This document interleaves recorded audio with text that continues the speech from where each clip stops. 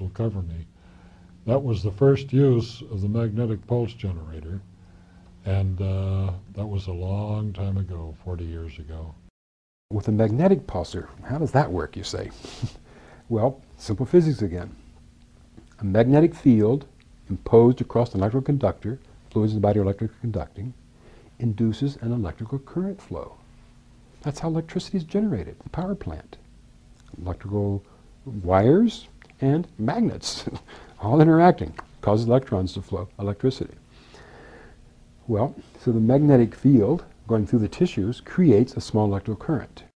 The magnetic pulsar, that's something that you would hold in your hand and put directly on the site of an infection, or the site of a lymph node that's swollen, or the site of a tumor, because we know it will denature that tumor.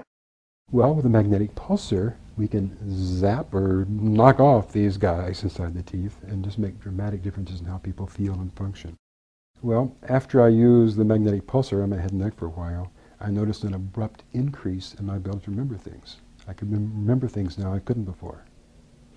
And that was very impressive to me. Now, another thing which isn't obvious in the video is that I do have a problem with my left eye. Right now I have a cataract in this eye. And I've been working on it, and the cataract had been coming down, getting better and better. And what I started doing was using the magnetic pulsar over the eye. And then the rate of decrease of the cataract, the rate of decrease increased. It got better a lot faster, noticeably faster. And so I think some of the reason that the pulsars work is indirect. By killing off a lot of the bugs, the body pH comes back into better balance, the body becomes less acidic, the tissue becomes less acidic, and it moves out of the environment range of certain microorganisms. In other words, if an organism can only live in an acid environment, now the environment is not acid enough, it simply can't live there very well, so it dies off. I think that's part of why these work, because of pH shifts. Remember I mentioned that bacteria, for example, certain cultures have a negative charge to them. Well, one little bacterium, compared to this overwhelming pulse of electrical energy from the pulsar, strips off its charge, leaving it defenseless. If it's sitting there neutral, it cannot repel the immune system, the immune system is going to get it and destroy it. So that's another way I think that it works. We now know that putting an electrical current into the blood will cause the blood cells to hold more oxygen.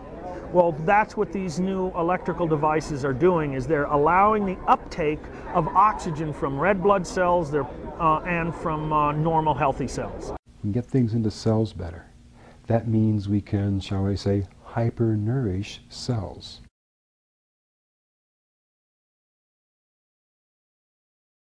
Drinking ionic colloidal silver.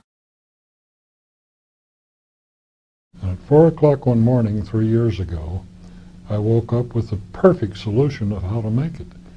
Colloidal silver has a long history of use. Because of its antiseptic quality, silver is used in both air and water filters today.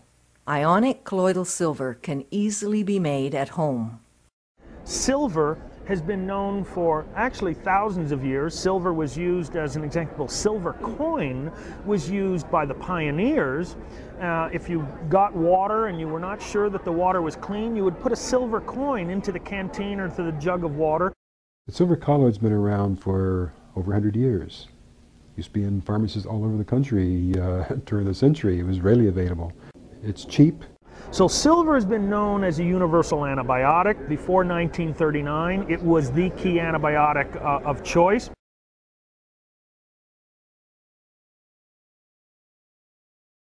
Freshly ozonating water. Ozone is nature's most powerful purifier. Ozone has been used extensively by the medical profession in Europe and Cuba. There is limited access to ozone treatment, however, in North America. The Beck protocol simply includes drinking water that has been freshly saturated with ozone. This increases oxygen and helps flush toxins from the body. 99.9% of all known pathogens are anaerobic, meaning they cannot live in the presence of oxygen. Well, when you put more oxygen in, that is only going to kill the pathogens. We know this is true because Otto Warburg, MD, is the only medical doctor in the history of medicine to win 2 Nobel Prizes for medicine and cancer research. He proved that cancer cells can only proliferate with the absence of oxygen. And we later added ozone fairly recently, O3, which is used all over Europe. 7,000 medical doctors in Germany alone use ozone as their first line of defense, not antibiotics, but ozone. Since most diseases are anaerobic, they can't live in an oxygen environment. So now we have the detoxification phase under control.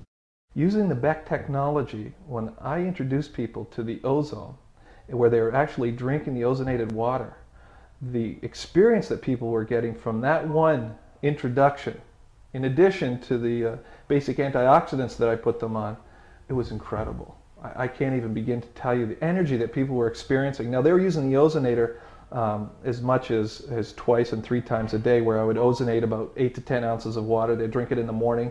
They would again do it in the afternoon, right about that 1 o'clock time when they'd start to get really down and when our air pollution index is extremely high. And then they do it again in the evening at around 6 or 7. But within 3 days, we saw incredible things happen to people where all of a sudden they were getting their energy back and the air pollution index hadn't changed yet. So I had confirmation by about the 10th or 11th patient. I said, we're getting results with this thing. Now that's a marvelous thing to do to the body, because the oxygen from that O3 is a very, very potent form of oxygen. You don't breathe it, you drink it. It gets into all the cells in your body. It's carried by the hemoglobin in the blood, gets into your brain cells, your liver, your kidneys, helps detoxify you. So we've put this all together and are giving it to the public so that people can take back their power. They can take back control over their own health, the health of their families. So we think we're doing the right thing here.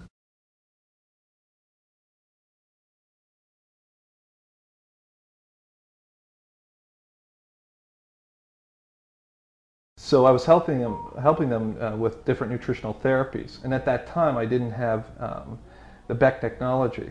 And I always felt like something was missing. There was a piece of the puzzle missing, because I could get people to a certain level of health using nutritional therapies, but I could never get them to get over the hump where they weren't always codependent upon the nutritional supplements.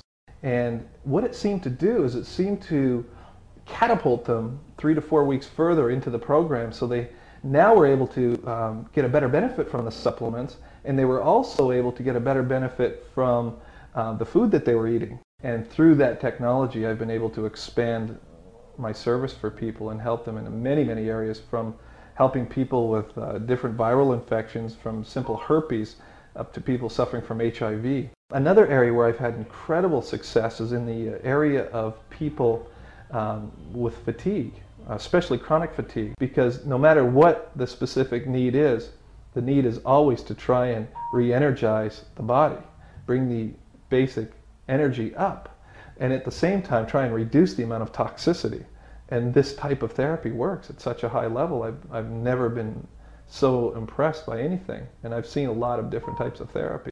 I use it on every cancer patient. So I have clients, I don't even use the term patient, because they're doing their own modalities. I'm giving them the tools, and the tools that work are the ones they use. So I will help them to learn, because naturopathic is an education. We're educating them, so we give them those tools. They take it home, and it's a very simple machine. It's very inexpensive. They take it home, they can use it.